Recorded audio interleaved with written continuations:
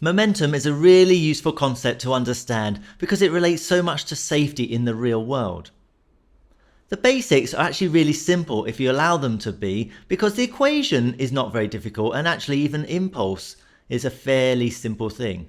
But if you overcomplicate it, then you may find yourself running into some problems. So keep it simple and follow through this lesson video carefully. Let's start off with a definition.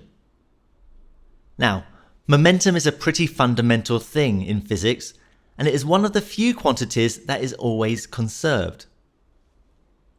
Its defining equation is simply momentum equals mass times velocity. P equals mv. Since mass is scalar and velocity is a vector, momentum is a vector. This means that if the total momentum at the start is 10 kilograms meters per second to the left, then the total momentum at the end is going to be 10 kilograms meters per second to the left. It will be conserved. If a car with mass 800 kilograms is traveling at 10 meters per second to the right, it has a momentum of 8,000 kilogram meters per second to the right.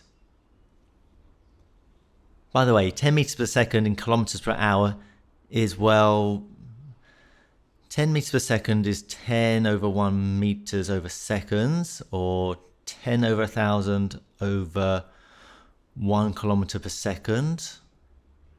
0.01 kilometers per second, yeah. Or 0.01 over 1 over 3,600, 36 kilometers an hour. Anyway, if another car is traveling at the same speed to the left, it has a momentum of 8,000 kilogram meters per second to the left.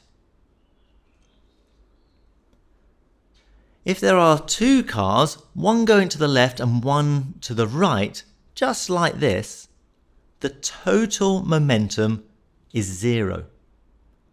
We have 8,000 to the right, 8,000 to the left, and they are vectors, so they add up to 0. If the two cars crash, they will both stop. What's the total momentum now? Well, since they stopped, velocity is 0, so momentum is 0. That's fine, because the total momentum before was 0 too. Now, this is going to hurt because of the cars stopping so quickly.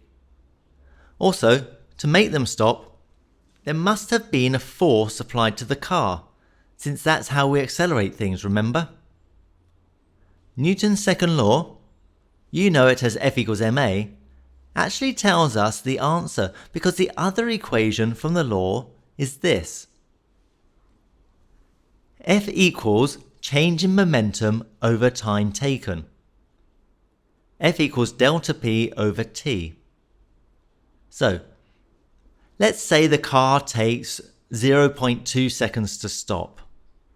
The change in momentum is final momentum minus initial momentum equals 0 minus 8,000 equals minus 8,000 kilograms meters per second.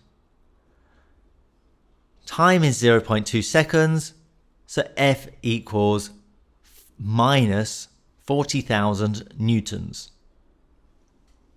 The negative sign shows that the force is in the opposite direction to the motion.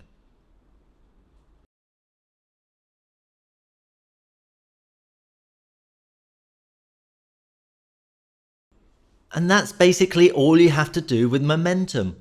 There are two equations you have to use. Momentum equals mass times velocity, and force equals the rate of change of momentum.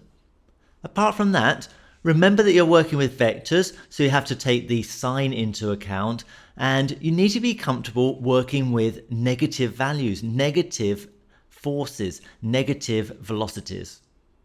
So, practice.